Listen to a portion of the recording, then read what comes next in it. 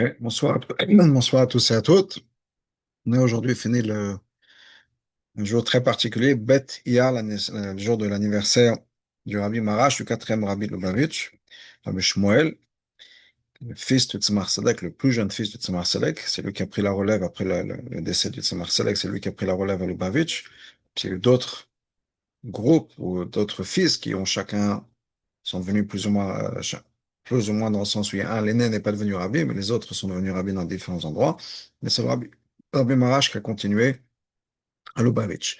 Le rabbi Marash était connu pour un de ses enseignements qui est le Chatrila Ariber. Et ce que ça veut dire, c'est que le rabbi Marash disait, les gens pensent que quand il y a un problème, eh bien, si on ne peut pas éviter le problème, eh bien, dans ce cas-là, on passe au-dessus, au-delà du problème.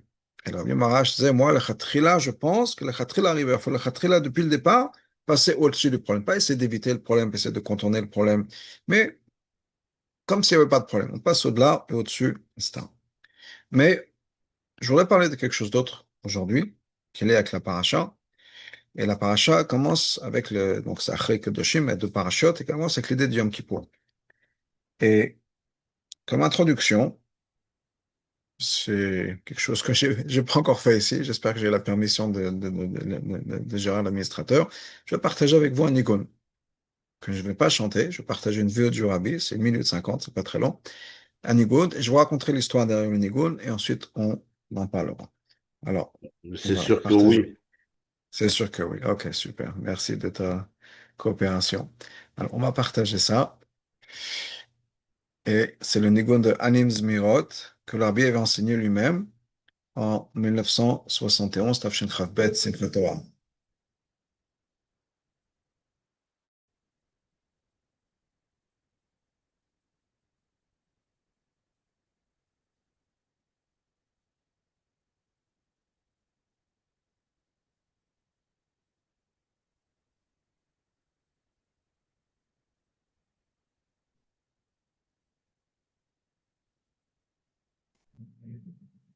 Là, on n'entend rien. On n'entend rien du tout. Alors, on va essayer, je vais voir si c'est bon, si ça ne marche pas. On fera ça. Alors, on va arrêter ça. Je vais voir si je peux.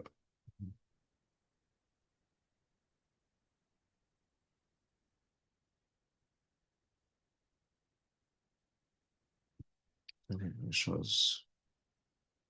Ok, je peux essayer, voir si ça marche ou pas. Sinon, on fera ça.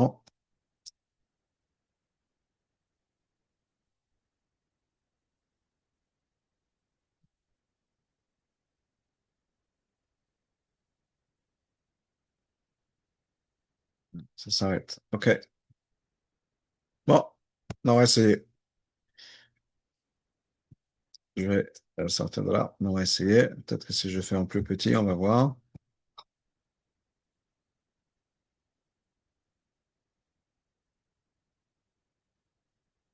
Non. Bon, alors on fera ça. Désolé de ça. Peut-être tout à l'heure, ça va marcher. Peut-être tout à l'heure, ça marchera. OK. Alors, euh, ce nigun, c'est Anim Zmirot, un nigun que le rabbi a enseigné, puisque pendant quelques années, Simchat Torah, après la kafot, après le repas, la Soudat Yom Tov, que le rabbi prenait dans l'appartement du rabbi précédent, même après Yom Shvat, même après le départ du rabbi précédent de ce monde-là, jusqu'en euh, Tishri Tafshin Lamed, 1969, le rabbi continuait au repas donc l'appartement du rabbi précédent, puisque la rabbinite du rabbi précédent, la rabbinite Hanadina, était toujours là, et le repas continuait tant qu'elle était encore en vie. Et après donc le repas, après le Souda, donc c'était à peu près 4 heures du matin, un truc comme ça, le rabbi descendait au 770, en bas dans la choule, et enseignait un nigun. Et un des nigunim qu'il enseignait, c'est le nigun de Anim Zmirot. Et Anim Zmirot, c'est un poème et ceux qui prient dans le Moussaf Ashkenaz font Shabbat matin après Moussaf, en général après Aleinu, et on ouvre même le Haron, on chante Anim Zmirot, peut-être certains le connaissent sur un autre air, Anim Zmirot, Beshir, Verog, sur ce ton-là, qui est fait souvent dans les synagogues Ashkenaz. C'est pas le Moussaf Chabad, mais le Rabbi, quand il a enseigné ce niveau-là, sur un autre air, il a dit que même si l'Admour Zaken n'a pas introduit ça dans le Sidour, mais c'est quelque chose qui est un poème qu'on appelle Shir HaKavod, le, le- poème d'honneur à Hachem, et on dit qu'il a été composé par Rabbi Yehuda Hanassi, donc l'auteur de la Mishnah, ça revient à cette époque-là, qui est donc c'est pour des louanges à Hachem que voilà, on offre à Hachem nos louanges et nos poésies ou nos chansons. Et le Rabbi a raconté une histoire. Comme il faisait à chaque fois qu'il enseignait un nigoun, il y avait une histoire derrière. Une histoire, par exemple, que vous avez peut-être connue, ou un nigoun, c'est Shamil, et il y a une histoire derrière. Shamil, c'était un rebelle de Tchétchnia qui s'est révolté contre les Russes de l'époque, c'était à l'époque du tsar, et il a été capturé et il a fait ce nigoun, cette chanson où il se rappelle des temps où il était libre de courir dans les montagnes, etc., une fois qu'il a été mis en prison, mais l'espoir de pouvoir ressortir. Et c'est un machal pour la Neshama qui était avant chez Hachem, qui est maintenant descendu sur terre, etc. Et là, il y a le Nigun Amzmirot. Le Rabbi racontait une histoire. Anim Zmirot. C'est quoi l'histoire derrière ce Nigun? C'est que un matin, un lendemain de Yom Kippour, les gens arrivent à la synagogue, on est le lendemain de Yom Kippour, et il y a un monsieur qui est toujours avec son talit, avec son kittel, et qui est en train de chanter ou de danser autour de l'abima, et il chante cette chanson Anim Zmirot. Et il était tellement plongé dans l'atmosphère du Yom Kippour qu'il n'arrivait pas à se détacher et qu'il a jeûné dans tout le Yom Kippour, toute la nuit qui suivait. Et le matin d'après, quand les gens arrivent à la synagogue pour faire Shacharit, ils voient ce monsieur-là encore en train de chanter Anim Zmirot. Il est encore plongé dans l'atmosphère du Yom Kippour. Et c'est le Nigun qui l'a chanté, Anim Zmirot. Ça, c'est l'histoire que l'Arbi a racontée. À l'époque, les gens se disaient que peut-être cette histoire, c'était pas quelque chose qui s'est passé avec le Rabbi. C'est le Rabbi qui est le héros de cette histoire, si on peut dire. Et il y avait un chassid à l'époque, qui s'appelait le Rav Reuven Dounin, un mashpia en Israël à Haïfa, qui a décidé de demander au Rabbi. Il avait une relation très particulière avec le Rabbi. Il a d'ailleurs même eu, pendant un moment assez court, une chavouta avec le Rabbi, Netanya. Le Rabbi lui enseignait Netanya. Mais il avait cette permission plus ou moins de rentrer quand il voulait chez le Rabbi. Et donc, il a posé la question au Rabbi, il dit, qui est cette personne? Et les gens disent que c'est le Rabbi lui-même. Le Rabbi, non, non, non. Je vais raconter l'histoire. Il dit, c'est pas moi, c'est même pas un chassid, un poète de Cheikh Chassid dans le sens, un chassid qui n'est pas Chabad. C'était quelqu'un, c'est une histoire qui s'est passée bien avant le Baal Shem Tov. Et le Rabbi raconte cette histoire, l'histoire suivante. Il y avait un monsieur qui avait un très grand terrain, une très grande propriété. Et Shabbat après-midi, surtout quand il faisait beau, c'était le printemps ou l'été, il se promenait dans sa propriété. Et il faisait le tour, voilà, Shabbat après-midi, il se promenait dans ses jardins, etc. Puis un Shabbat, il se promène et il arrive vers la fin de sa propriété. À la fin de la propriété, il y avait un petit ruisseau avec un pont qui traversait le ruisseau. Et de l'autre côté, c'est la propriété des voisins, quelqu'un d'autre. Donc il se promène Shabbat après-midi. Il fait beau, il y a du soleil, il fait pas trop chaud, il se promène, tout va bien. Mais il entend de l'autre côté de la rivière, une femme qui pleurait. Il entend des pleurs.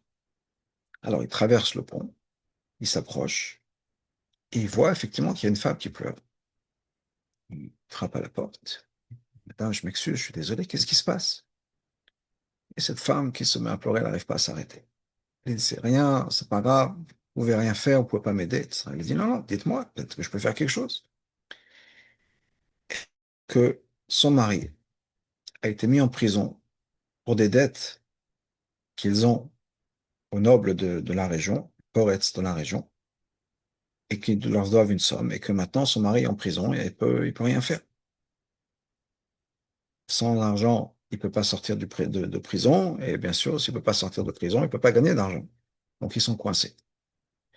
Et ce monsieur demande à cette femme, il dit, peut-être que je peux vous aider. Il a dit, c'est une somme énorme, ne vous inquiétez pas, voilà, on ne peut rien faire. Il dit, mais dites-moi. Et il lui dit un chiffre.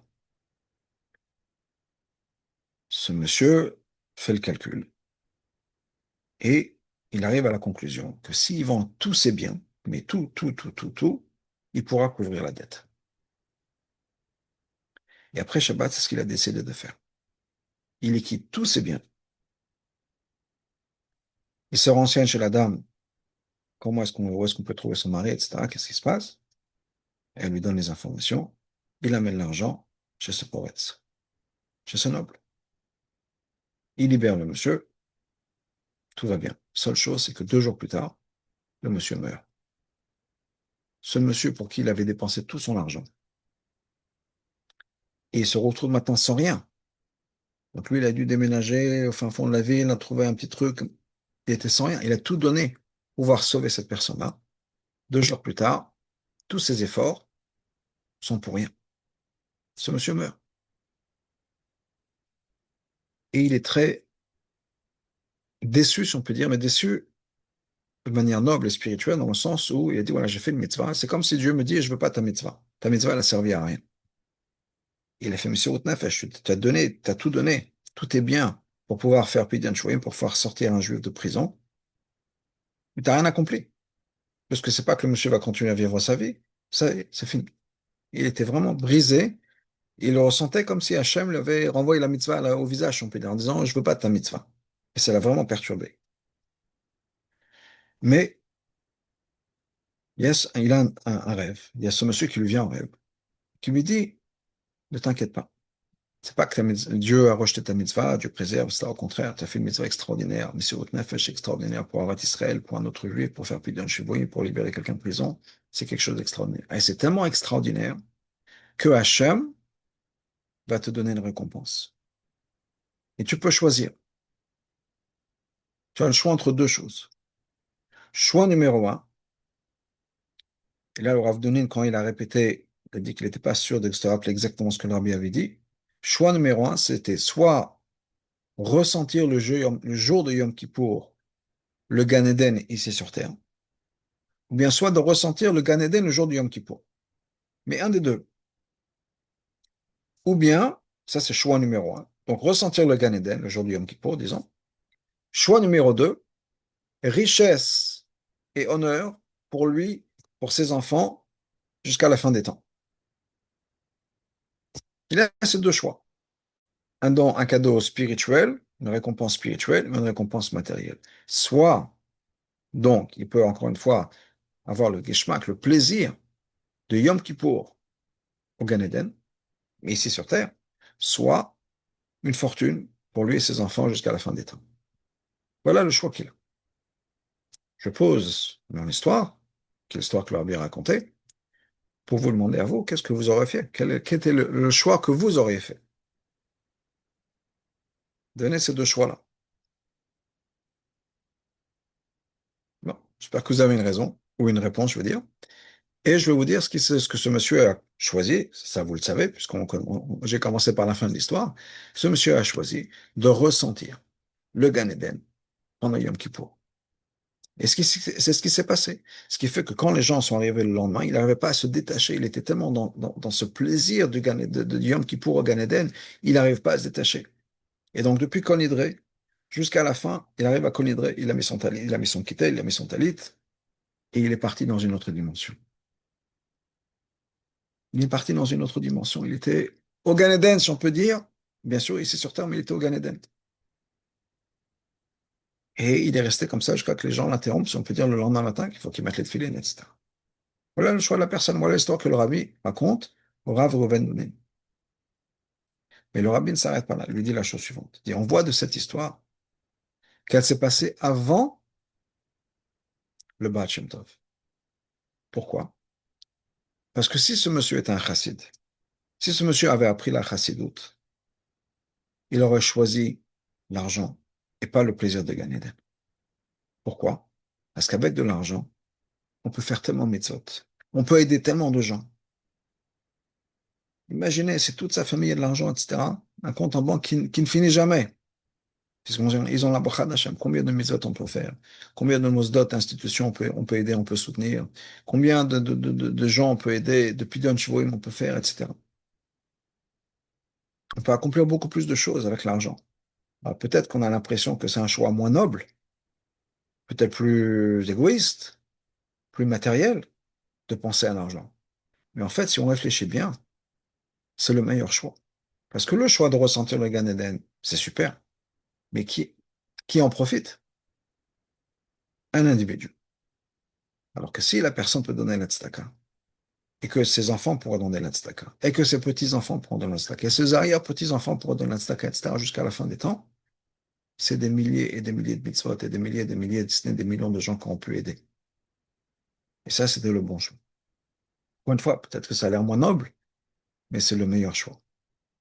Pourquoi est-ce que je vous raconte cette histoire? Bon, bien sûr, il y a Yom Kippour. Mais Yom Kippour, donc, qui est le début de la paracha. La paracha d'Acharé, c'est la Kriyat Torah de Yom Kippour, c'est l'histoire de Yom Kippour, c'est la Voda de Yom Kippour. Et ensuite, on continue la lecture de Yom Kippour dans l'après-midi. C'est pas juste Yom Kippour dans le sens où la paracha de la semaine qui parle de Yom Kippour, c'est aussi l'histoire de Acharé, qui est le décès de Nadav Avihu. C'est ici l'histoire du Kohen Gadol le jour de Yom Kippour, de ce qui doit se passer. Parce qu'il y a un paradoxe extraordinaire dans Yom Kippour, la Voda de Yom Kippour. Et qui est pas par hasard, qui est la suite directe de l'histoire de Nadav Avihu, les deux enfants de Aaron, dont on parle au début de la paracha, puisqu'on dit Acharé, c'est Achemot, Shnei Bnei Aaron. C'est après la mort, le décès des deux enfants de Aaron. Qu'est-ce qui s'est passé? Pourquoi est-ce qu'ils sont morts, ces deux enfants de Aaron? Voilà un petit peu d'histoire. Rosh Chodesh Nissan, un an après la sortie d'Égypte, c'est l'inauguration du Mishkan. Ce jour-là, grande fête nationale, on a finalement le Mishkan qui est en place, on a la célébration, on a la Shrina qui revient après l'histoire du Vaudor et la débâcle et la catastrophe du Vaudor. La Shrina revient, la présence d'Hachem est parmi nous. Imaginez la joie qui s'est faite. Et Nadav et Avihu, les deux enfants, ou deux sur les quatre enfants de Aaron, sont pris dans cette atmosphère de joie avec la relation avec Hachem, Hachem est avec nous, etc., qui veulent se rapprocher encore plus d'Hachem. Et pour le faire, ils vont amener des kétoret dans le Kodesh HaKodashim, dans le Saint des Saints. Le problème, c'est que quoi? Le problème, c'est qu'au niveau de la halakha, on ne leur avait pas demandé de faire ce sacrifice-là, de faire cette offrande-là, et qu'ils sont entrés dans le Saint des Saints sans avoir la permission. Mais le problème, comme la Chassidoute l'explique, basé sur ce que le Rachaim Akadosh, Rabbi Chaim Ben Attar nous explique, c'est qu'en fait, ils voulaient tellement être proches d'Hachem, ils ont oublié qu'Hachem attend quelque chose de nous. La proximité avec Hachem, c'est bien, mais ce que Hachem veut, c'est qu'on revienne ici sur Terre et qu'on ramène ce désir de proximité avec Hachem dans notre monde à nous, dans nos relations qu'on a avec le monde extérieur. Je vais vous donner une histoire par rapport à ça, qui est liée, bien sûr. Au moment où l'Admour Azaken était en prison, Rabbi Shlomo Zalman, le Balatania, l'Admour Azaken est en prison, c'est l'histoire du Yutet Kislev. Il y a la fameuse histoire de ce ministre qui rentre, qui pose la question au Admour Azaken, qu'est-ce que ça veut dire quand Hachem demande à Adam, après la faute, Ayeka, où est-ce que tu es? Et l'Admour Azaken lui répond que si tu crois que la Torah est éternelle, voilà un message. Le message est, Dieu nous demande où est-ce que nous sommes, où est-ce que nous en sommes dans notre mission. Nous avons tous une mission ici sur Terre, et la question que Dieu nous pose chaque jour, c'est Ayeka, où est-ce qu'on en est dans notre mission? Par exemple, comme l'histoire me dit, Plan Mourazakan a dit à ce monsieur-là, que si quelqu'un a tel et tel âge, et on dit qu'il a dit l'âge exact de ce ministre, Dieu lui demande, voilà, tu as tel et tel nombre d'années ici sur Terre, qu'est-ce que tu as fait, où tu en es dans notre mission? Ce qui est moins connu, c'est que l'Admour Zaken plus tard a répété en disant, quand je me suis entendu dire ça, ça m'a rappelé que moi aussi j'ai une mission. Et que même si c'est d'une certaine manière, c'était confortable en prison, pourquoi c'était confortable? Il n'y a personne qui me dérangeait, il n'y a personne qui venait me poser des questions dans le sens où les chassidim, chacun sa question, pour le shidour, répondre à parler ça, les machins, etc. J'étais tranquille, tranquille. Personne ne me dérangeait, j'avais pas de demande, je pouvais étudier toute la journée, etc. Mais je me suis rappelé que c'est pas ça le but de ma mission. Ma mission ici, c'est d'essayer de partager la chassidou, de partager la Torah. Donc je dois sortir de là.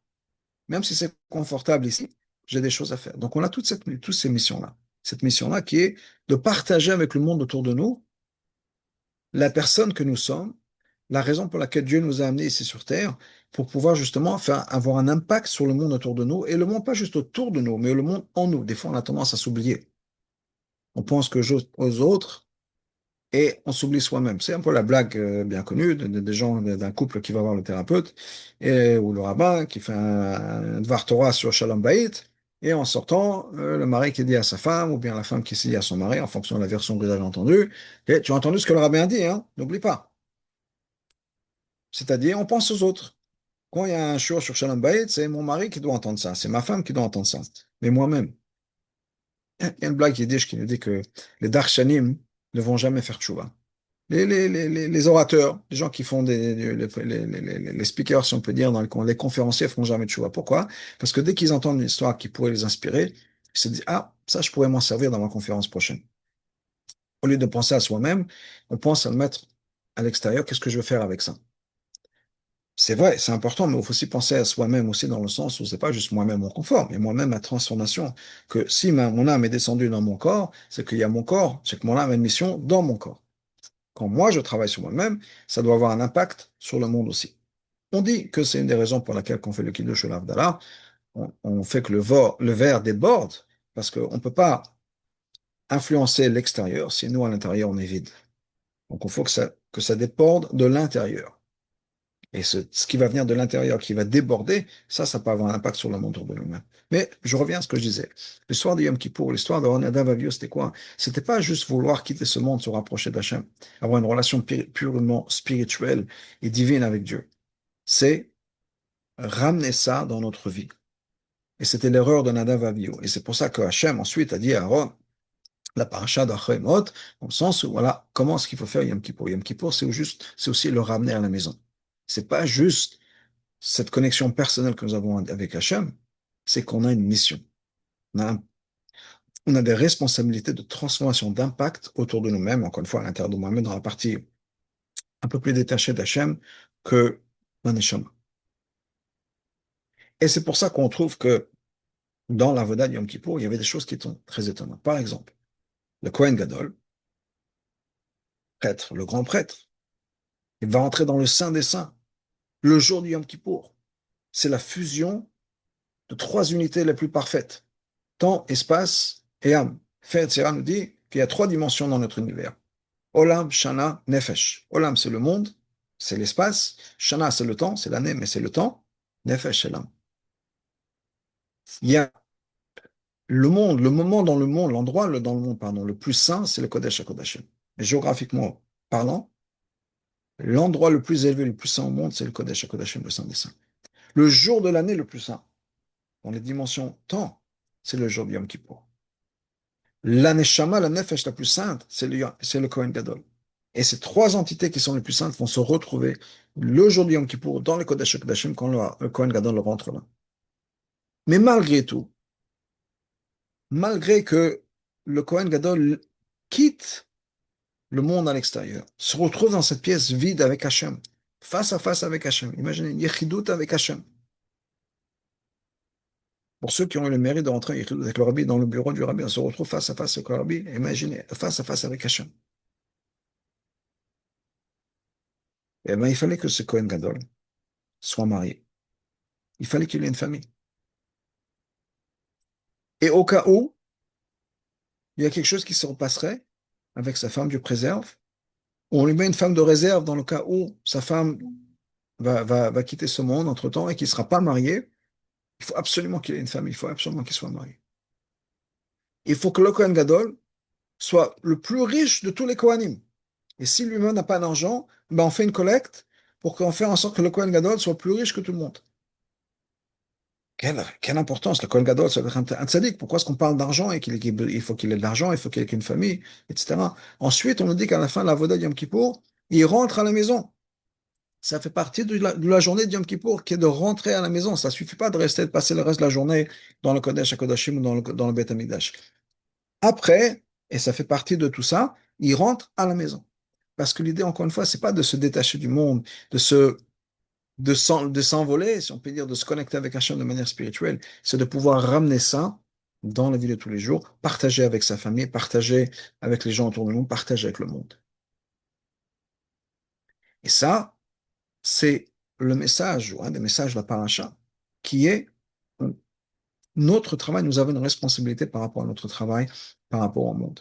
Donc, ne pas juste se concentrer sur soi-même, mais aussi se concentrer ou pas penser aux autres, encore une fois. Quand je dis les autres, c'est pas juste les autres à l'extérieur, ça peut être l'autre à l'intérieur de moi. Puisqu'on a deux personnes, on a fait chez le kit, une âme divine, mais on a aussi une âme animale. J'ai mon corps, j'ai mes angoisses, j'ai mes challenges, j'ai mes difficultés, j'ai les choses avec lesquelles je me bats. Mais ça aussi, ça fait partie de mon travail. Et donc, on a Ce message, d'ailleurs, c'est lié avec le Pirkei Avot, puisque le Pirkei Avot, dans le période qu'on va lire, commence avec trois choses. Istakel b'shlosha dvarim ata bali dever. Regarde trois choses, réfléchis à trois choses et tu n'arriveras pas à faire une avéra. C'est quoi les trois choses? On continue en lisant une liste de trois choses. Mais on sait très bien qu'il y a un principe dans la Gemara, dans l'étude de la Mishnah, qui est Minyana Lamani. Pourquoi est-ce qu'on a besoin d'avoir un chiffre? N'oublions pas que la Mishnah est faite de manière tellement concise qu'il n'y a rien, il n'y a aucune lettre, aucun mot qui est superficiel et qui est superflu et dont on n'a pas besoin.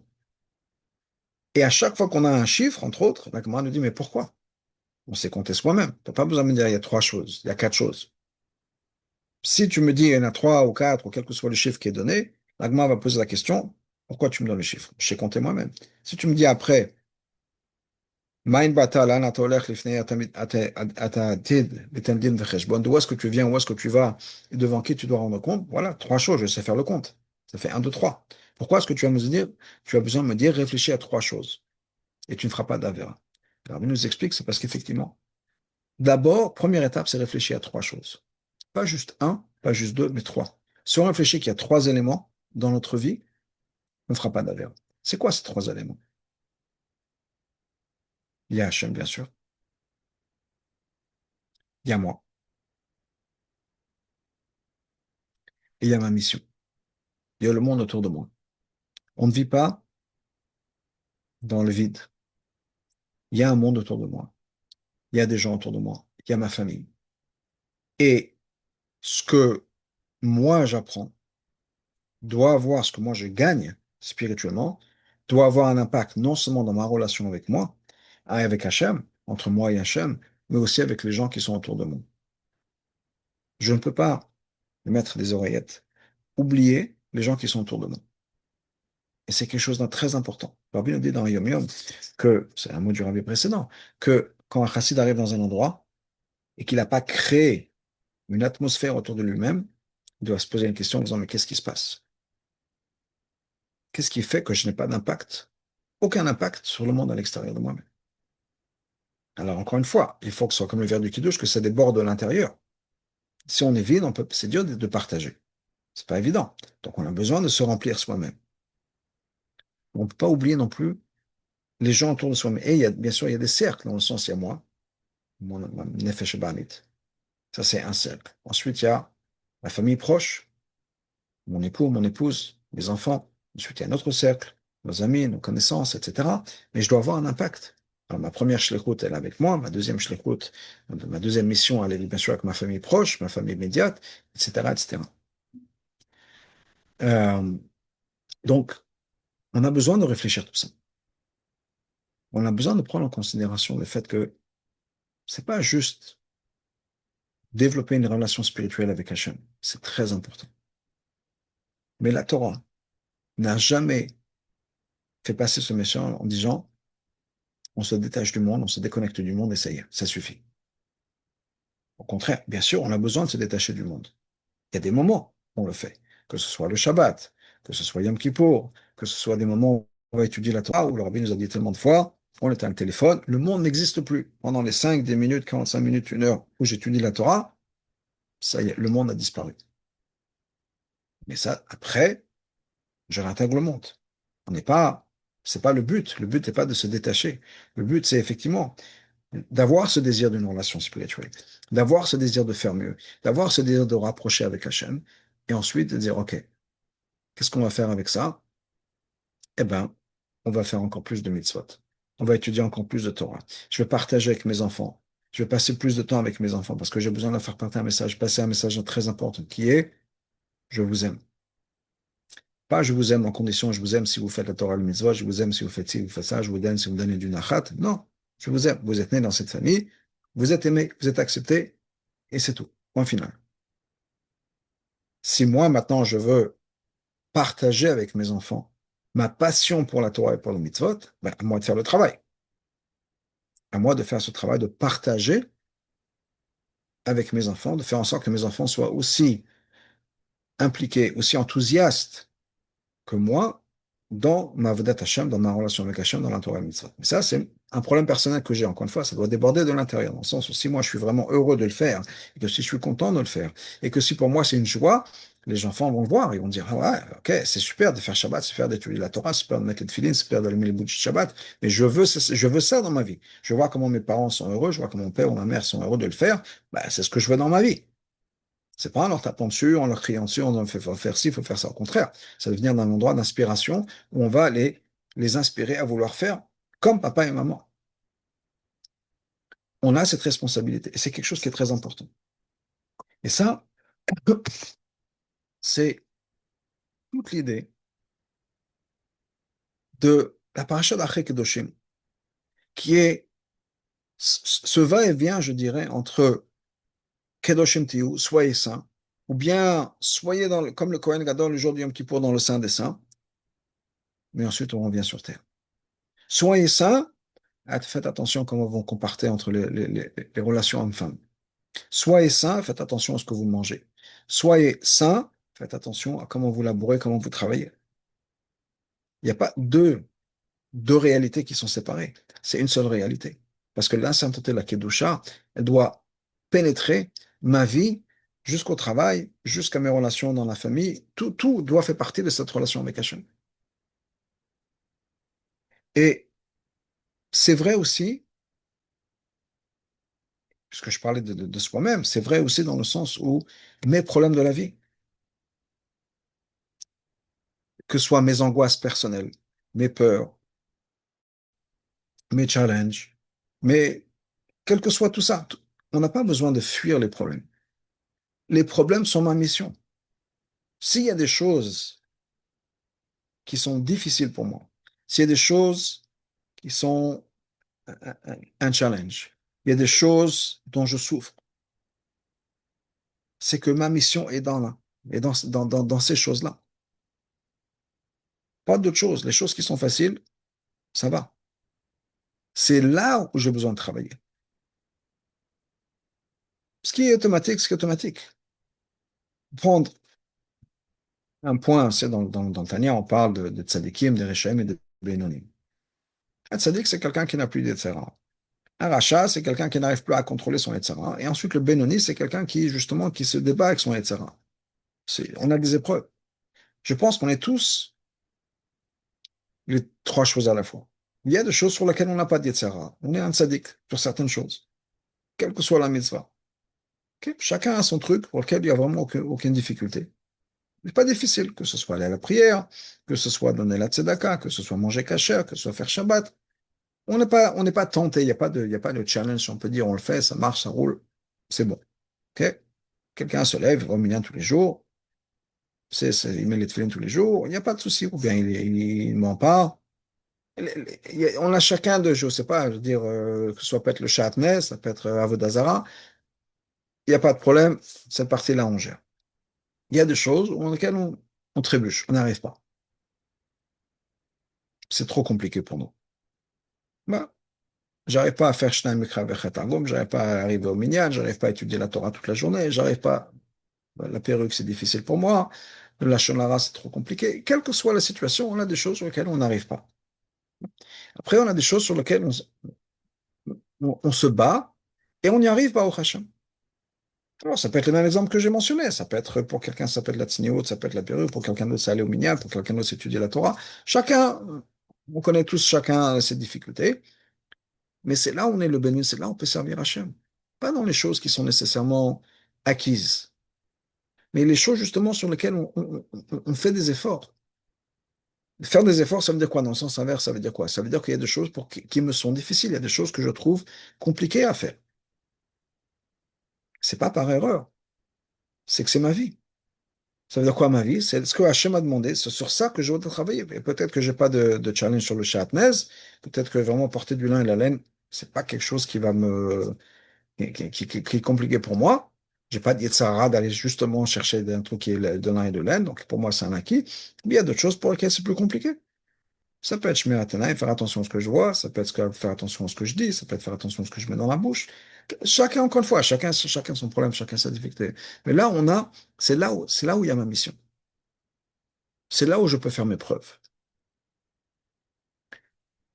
Et Encore une fois, ce pas des choses à éviter. Il peut y avoir des problèmes dans le couple. Oui. Problème de mari et femme. La solution facile, c'est de dire quoi? On voit, on ne sait pas. On ne s'entend pas, on ne sait pas. Mais si moi, j'ai tel et tel problème avec mon épouse, et que mon épouse a tel et tel problème avec moi, c'est que c'est là que je dois travailler. C'est que j'ai quelque chose à moi sur lequel je dois travailler. Et c'est ce problème-là, pas un autre, dont j'ai besoin de travailler. Alors effectivement, peut-être que des fois, c'est plus facile d'éviter le problème. Comme on l'a dit tout à l'heure du niveau du Rabbi Marash, que d'abord, il faudrait essayer d'éviter les problèmes. D'éviter, alors on passe au-delà. Mais des fois, c'est plus facile de se dire, bon, j'évite le problème. Soit on n'en parle pas, soit je gère pas, soit je passe à autre chose, soit il y a un divorce. Comme ça, j'ai pas besoin de gérer le problème. Mais en fait, ce qu'Hachem nous envoie, si Hachem nous a envoyé ce problème, c'est justement pour nous aider à gérer le problème. C'est ce problème-là, c'est ta galoute et c'est ta kéoula. C'est là où se trouve ta mission. Dans la difficulté que tu as, problème de communication avec ta femme ou ton mari, problème de communication avec les enfants, problème d'accepter que les enfants font leur avodat Hashem à leur manière à eux et pas exactement comme moi je l'attends. Tout ça, c'est pas par erreur, c'est pas par hasard. C'est fait pour moi parce que c'est ma mission à moi, que ce soit mission d'acceptance, que ce soit mission d'avat Israël, une mission, quelle que soit la manière dont ça va se passer, de bitoul, de communiquer mieux, j'ai besoin de partager ce que je pense, etc. En tout cas, tout ça, ce que dont encore une fois, les difficultés, les challenges que j'ai dans ma vie, c'est par rapport à moi. Et c'est ce dont j'ai besoin de travailler. Je crois que j'en avais parlé la semaine dernière, par rapport à la Sikha de Chafret Nissan, où le Rabbi avait dit tellement de fois à travers tout cet été, cette idée de Gola et de Geoula. Gola, c'est l'exil. Geoula, c'est la libération. La différence entre les deux mots en hébreu, c'est une seule lettre, le Aleph. C'est-à-dire que si on introduit le Aleph dans Gola, on a Geoula. Qu'est-ce que ça veut dire? Aleph, c'est Aloufo Shulam, le maître du monde. Hachem, Hachem Echad, Hachem qui est un. Si je prends ma Gola, mon exil à moi, mes angoisses, mes difficultés, mes challenges, les choses qui me font souffrir. Encore une fois, ça peut être mes manques personnels. J'ai des difficultés personnellement. J'arrive pas à être à la hauteur de ce que j'attends. Oui. Pour moi, je suis censé, en tant que chaliard, je suis censé lever des fonds. J'ai du mal à faire des coups de fil, à demander aux gens de participer. C'est très difficile pour moi. Mais je peux laisser ça de côté en disant, moi, je trouvais d'autres choses, d'autres solutions, etc. C'est pas une bonne chose. Et chacun a ses difficultés. Ça peut être, encore une fois, partager, communiquer. Ça peut être se dire à son mari ou à sa femme, tu fais comme ta vie comme toi, tu le veux et pas comme moi, je le veux. Dans le sens, oui, moi, pour moi, je pense que si et ça, c'est important. Mais combien de maris disent à leur femme, t'as pas besoin de faire 20 salades pour Shabbat. Enfin, des fois, c'est le contraire. Mais ils ont comme ils disent, non, ouais, ils se disputent avec leur femme vendredi, alors qu'elle veut faire 20 salades pour Shabbat, ils vont se disputer avec elle, en disant, t'as pas besoin, ne fais pas, ne fais pas. Mais est-ce que moi, je peux accepter que moi, mes préparations, mes préparatifs à Shabbat se font de telle et telle manière, et que pour ma femme, les préparatifs à Shabbat se font à sa manière, et que pour elle, ça lui fait plaisir, c'est un travail d'amour de pouvoir faire 20 salades pour Shabbat. J'ai besoin d'accepter qu'elle va faire les choses à sa manière, et pas essayer de contrôler en disant que ça va rentrer dans mon cadre à moi, et pas autre chose. Ça peut être le contraire, que pour elle, elle n'a pas envie de faire un salade. Pour elle, c'est deux salades. Ah, moi, ma mère, elle a fait 20 salades chaque Shabbat, et toi, tu n'en fais que deux. J'ai besoin d'accepter ça. C'est mon travail à moi d'acceptance du fait que j'ai quelqu'un en face de moi pour qui deux salades, ça suffit, ou deux salades, trois, c'est trop, quelle que soit sa manière de voir les choses, mais d'accepter la personne en face de moi, c'est ça, Bat Israël. C'est pas, hein, je t'aime si tu me ressembles, si tu fais les choses à ma manière. Non, je t'aime même si les choses sont différentes et je te respecte, etc. Il n'y a pas de souci. Donc, j'aime ma réalité.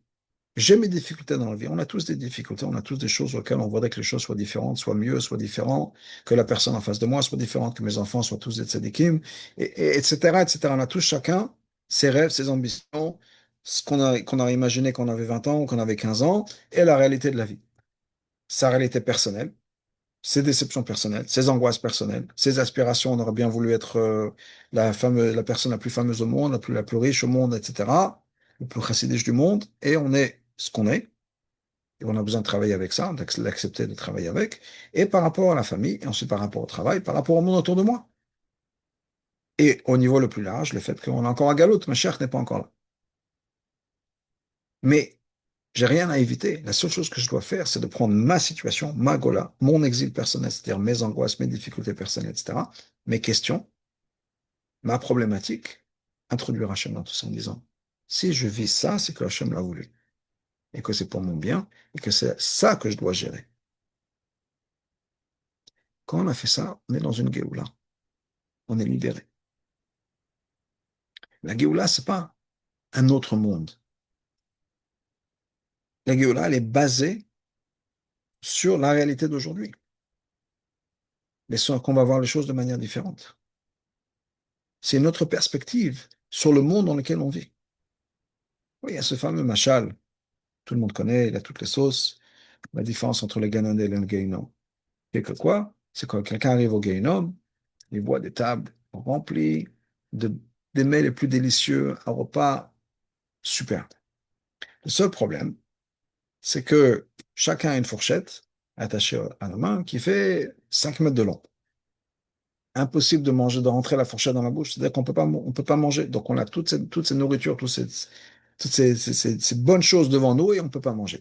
Ça, c'est le Gehinnom. Le Gan Eden, c'est exactement la même chose. Une table avec des mets délicieux, etc. Et chacun a cette fourchette attachée qui fait 5 mètres de long. La différence, c'est que quoi? C'est que les gens là-bas se nourrissent les uns les autres. On prend la fourchette, on donne à quelqu'un qui a d'autres qui a des mètres de nous. La coopération. La situation, elle est la même. C'est comment est-ce qu'on regarde les choses. Bien comme un chassid une fois avait dit, un chassid Ben Morzaken avait dit, quand il est devenu, quand il a voulu expliquer la différence entre avant être chassid et après être chassid, il a dit, avant, j'avais certaines questions et j'avais une réponse. Maintenant, j'ai toujours la même réponse. Mes questions ont changé. C'est mes angoisses, mes questions qui doivent évoluer. Et c'est sur ça que je dois travailler. La réponse, ça peut être la même avant et après. Dans son cas, lui, la réponse était quoi? Hachem peut tout faire. Il avait certaines questions et sa réponse était Hachem peut tout gérer, Hachem peut tout faire. Mes questions ont changé. J'ai évolué dans mes questions. J'ai évolué dans mes angoisses. J'ai évolué dans mes difficultés. C'est-à-dire dans les difficultés que je dois gérer. Et c'est ça, la Géoula. Et c'est ça, cette idée qu'effectivement, le paradoxe du Yom Kippour, le paradoxe d'Achemot Kedoshim, le paradoxe d'être une Neshama sur terre, le paradoxe d'être un juif, qui est, je veux vouloir une vie spirituelle. Mais n'oublions jamais, jamais, jamais que la vie matérielle que j'ai ici devant moi, avec toutes ces angoisses, avec tous ces problèmes, avec tout ce qui se passe, ces côtés noirs ou gris, c'est ma mission sur terre et Hachem m'a envoyé ici pour une mission.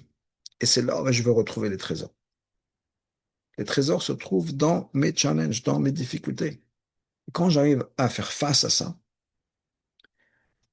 à être à l'écoute quand les gens me disent il faut travailler sur certains points, à y réfléchir moi-même avec un mashpia, avec un rave, sur quoi est-ce que je peux travailler et comment est-ce que je peux le faire. Parce que ça ne suffit pas juste de savoir sur quoi est-ce que je peux travailler. Des fois, on a besoin d'avoir des conseils, des outils qui, OK, j'ai tel et tel problème, mais je suis censé faire quoi maintenant? J'aurais bien voulu changer. J'aurais bien voulu être le père le plus merveilleux du monde, le mari le plus merveilleux du monde. Mais je ne sais pas quoi faire. Comment est-ce que je peux donner quelque chose que j'ai jamais moi reçu, qu'on m'a jamais montré? Oui, si quelqu'un ne sait pas faire de la bicyclette, du vélo, comment est-ce qu'il va enseigner à ses enfants à faire du vélo? C'est pas facile. Donc, on a besoin des outils, donc se renseigner quels sont les outils, donc on peut parler avec quelqu'un. Et il n'est pas de question de jugement, et si on a quelqu'un qui nous juge pour ça, on peut essayer de demander à quelqu'un d'autre un conseil. Ou bien essayer de faire des efforts sur ça. Comment puis-je faire pour ne pas me sentir jugé? Mais en tout cas, trouver la bonne personne. Mais pouvoir être capable de, de faire face aux choses sur lesquelles on a besoin de travailler. Pas être rabaissé à cause de ça. Pas être déprimé en disant j'ai du travail à faire, je suis pas parfait. Bien sûr qu'on n'est pas parfait. On serait parfait, on aurait fini le travail, et, tu sais, on n'aurait pas besoin de venir sur Terre. Hachem n'aurait pas envoyé notre neshama juste ici pour être parfait. C'est qu'on a une mission à faire, c'est qu'il y a du travail à faire. Donc c'est normal qu'on soit pas parfait. Il n'y a aucun souci à ce niveau-là. De faire la paix avec ça, de faire la paix avec le fait qu'on a une mission sur Terre, de faire la paix qu'il ne s'agit pas d'évader, pardon, notre mission, de nous sauver notre mission, mais au contraire. Dire, OK, j'ai du travail, je dois partager ce que j'ai appris, je dois partager essentiellement avec mes enfants, avec ma famille autour de moi-même, et je dois faire en sorte que je voie Hachem dans ma réalité. Et quand on a pu faire ça, on a transformé ma Gola, mon exil, mes angoisses, ma problématique en Géoula. La Géoula se trouve là. Elle se trouve dans ma Gola. J'ai juste besoin d'allumer la lumière. J'ai besoin d'amener le Aleph. Une fois que j'ai fait ça, je me rends compte que tout était pour le bien. Donc ça, c'est ce message-là qu'on retrouve dans après Mot Kedoshim, après l'histoire de Yom Kippour. C'est l'histoire d'Anim Zmirot. Pourquoi ce monsieur aurait dû choisir l'argent? Parce que c'est avec ça qu'on peut avoir un impact sur le monde. Pas juste ma relation spirituelle avec Hachem. C'est aussi le message de la Sphira, bien sûr, Sphira Tormer, qui est de monter chaque jour, etc., abaisser, angoissé. Au contraire, d'avoir cette énergie en disant, je peux y arriver, je vais le faire. Et c'est comme ça qu'on a notre nom d'ailleurs de Israël. Le peuple juif est appelé Israël, Am Israël. Israël, c'est pour deux raisons que le nom Yaakov a reçu ce nom Israël. Premièrement, tu t'es battu avec des êtres humains, tu t'es battu avec les anges et tu as gagné.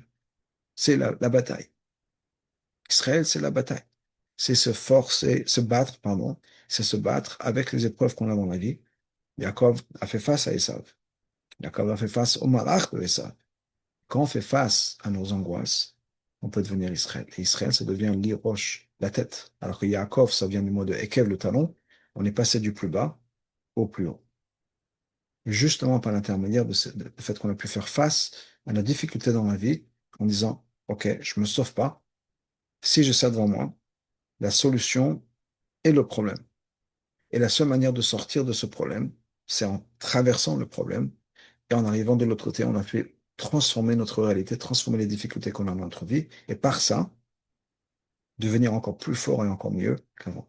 Donc que Dieu fasse qu'on n'ait pas besoin de chercher des problèmes plus que ce qu'on a. On a chacun un travail à faire, et qu'on puisse très très très bientôt voir le résultat, l'aboutissement de tout ce qui a été fait à travers toutes les années, depuis la création du monde, depuis Abraham, depuis Moshe Rabbeinu Matan Torah, et depuis le Baal Shem Tov et le Rebbeim, voir la révélation de tout ce qui a été fait, qu'on puisse voir cet accomplissement de la Géoula finale avec la venue du Mashiach, de Rabbi Amen. Amen.